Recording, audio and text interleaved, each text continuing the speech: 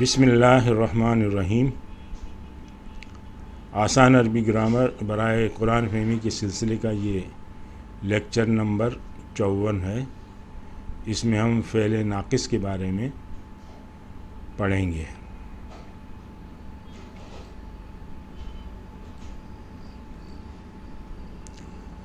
فعل ناقص کانا،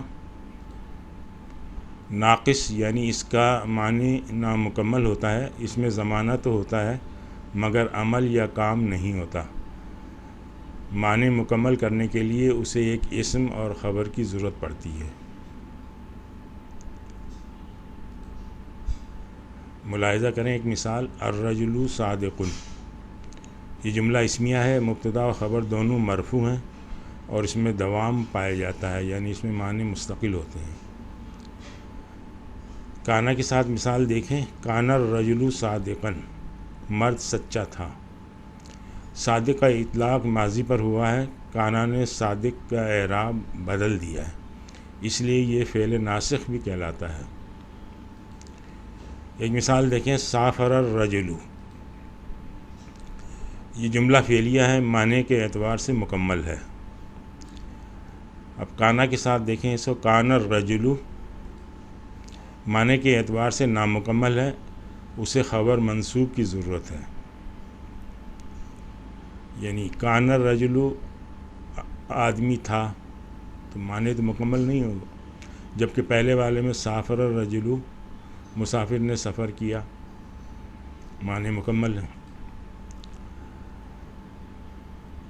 تو اب اگر اس میں یہ خبر منصوب جو ہے اگر اس میں ڈال دیں گے کانا الرجل صادقا، تو اس میں پھر معنی مکمل ہو جائیں گے اور اسی لیے یہ فعل ناقص کہلاتا ہے۔ کانا کے ماضی کی گردان دیکھتے ہیں، کانا کانا کانو، کانت کانتا کننا، کنتا کنتما کنتم، کنتی کنتما کنتن، کنتو کننا۔ اب یہ دو دیکھیں، کننا اور کننا، تو ان میں پڑھنے میں تھوڑا فرق آئے گا۔ اس کو کھینچیں گے نہیں کننا، اور یہ تھوڑا سا الف کی وجہ سے کھینچنا پڑے گا کننا۔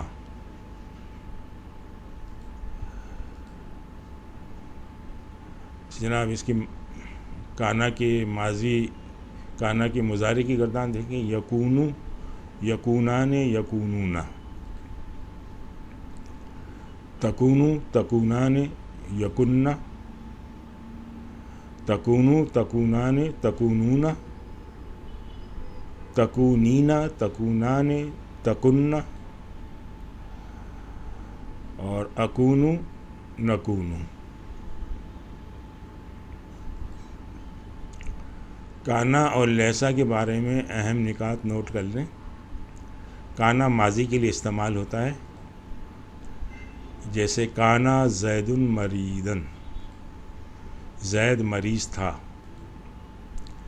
یکونو عموماً مستقبل کے لیے استعمال ہوتا ہے، یکون الولد ذهب المدرسة غدا،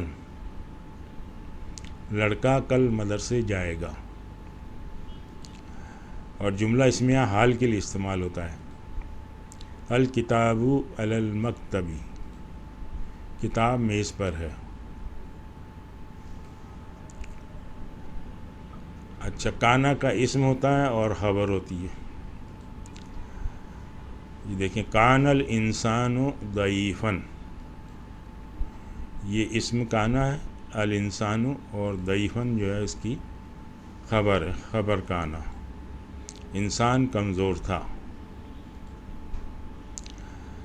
کانا اور لیسا جملہ اسمیہ پر آتے ہیں اور ان کی خبر منصوب ہوتی ہے۔ الکتاب جدید،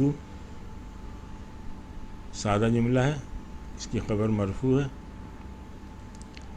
لیکن کانا کے ساتھ کان الکتاب جدیداً، یہاں پر خبر منصوب ہو گئی ہے۔ لیسا کی خبر بی کے ساتھ یعنی با زیر کے ساتھ مجرور کر کے تاکید پیدا کی جاتی ہے. جیسے لیسل بنتو بے مجتہدۃ، یہ خبر لیسا یہاں پہ یہ مجرور ہے. لڑکی بالکل محنتی نہیں ہے.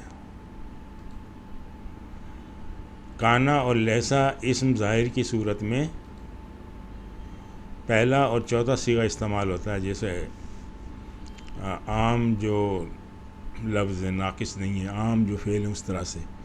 بصورت دیگر متعلقہ ضمیر کا صیغہ استعمال ہوگا. اچھا، لیسا کی گردان صرف ماضی کے لیے ہوتی ہے، جبکہ کانا کی گردان مضارع کے لیے بھی ہوتی ہے. لیسا کی گردان دیکھیں، لیسا، لیسا، لیسو، لیست، لیستا، لسنا، لستا، لستما، لستم، لستی، لستما، لستن، لستو، لسنا.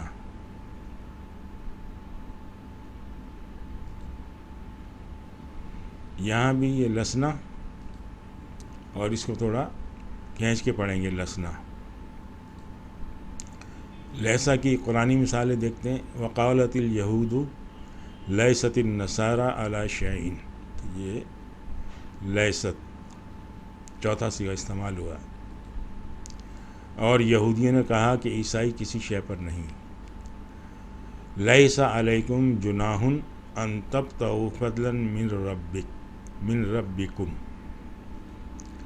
نہیں ہے تم پر کوئی گناہ کہ تم اپنے رب کا فضل تلاش کرو. ولیس الذکر کالانثی وانی سمیتھا مریم، یہاں بھی لیسا ہے. اور نہیں ہے مذکر مؤنث کی طرح، اور میں نے اس کا نام مریم رکھا ہے. لیس لکم بہ علم واللہ یعلم وانتم لا تعلمون، اور تمہیں اس کا بالکل علم نہیں ہے جبکہ اللہ جانتا ہے اور تم نہیں جانتے. لیس لہم من دونہ ولی ولا شفیع، نہیں ہے تمہارے لیے اس کے سوا کوئی دوست اور شفیع. آج ہم یہیں پہ اکتفا کرتے ہیں.